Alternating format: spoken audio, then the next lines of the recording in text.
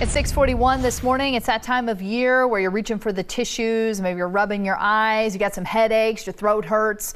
We are talking the start of spring and the start of allergy season, which never ends for me. And it never starts for me. I'm very lucky. Yes, you are. But out of the 100 largest cities in the United States, Columbus ranks 35th for the worst spring allergies. So I know there are many allergy sufferers out there that are wondering, oh, what do we do? Dr. Andrew Dang from Premier Allergy and Asthma here with us this morning. All right, let's start off just how this time of year, why is it so bad for those with allergies, Doc? Yeah, thanks for having me. So springtime is known for tree pollen in particular. So March, April, May is the tree pollen season, and Ohio is just positioned perfectly for pollen because wind typically blows west to east over the U.S., carrying pollen with it. Pollen is a very light, small molecule that floats through the air. And there's mountain ranges to our east. Air hits the mountain ranges, catches there, deposits all the pollen all over our flat Ohio terrain. All right, so Dr. Dang, I know from my personal experience that over-the-counter medications can help with allergies.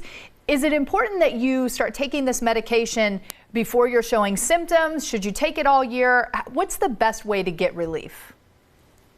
Yeah, so symptoms of allergies can include itchy, watery eyes, runny nose, sneezing. There can be mucus dripping down the back of the throat. We call that postnasal drainage, and that can cause sore throats.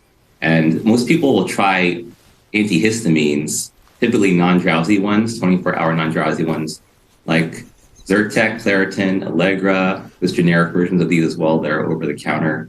And there's also nasal sprays that you can use as well, allergy nasal sprays, which some brands include Flonase, Nasacort, Rhinocort. There's generic versions of these that you can also find over the counter. You can use both in combination to treat allergy symptoms. And if that is not enough, then there's something called allergen immunotherapy, also known as allergy shots, that we as allergists and we at Premier Allergy and Asthma specialize in.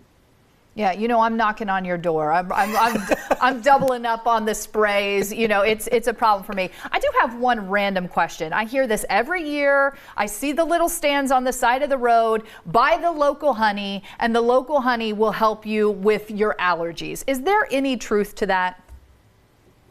Yeah, so that's a common myth that taking local honey will help with your allergies.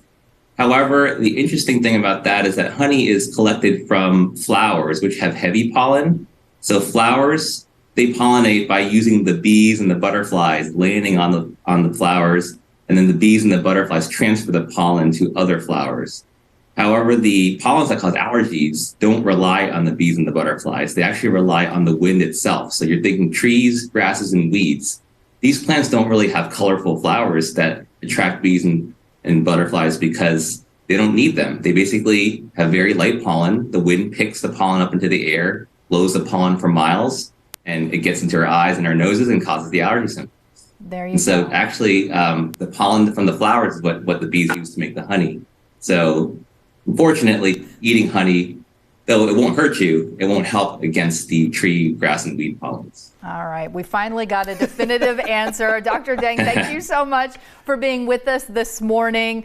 Still buy local, but it's probably not going to help your allergies. Yeah, appreciate it. I know it's going to be your busy season very soon there, Premier Allergy. Thank you very much.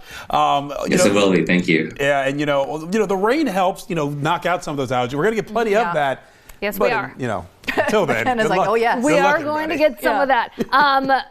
Pollen count is also high for cedar, maple, juniper, elm, all of that right now. Stuff, yeah. So if you're allergic to any of those things, that is very unfortunate.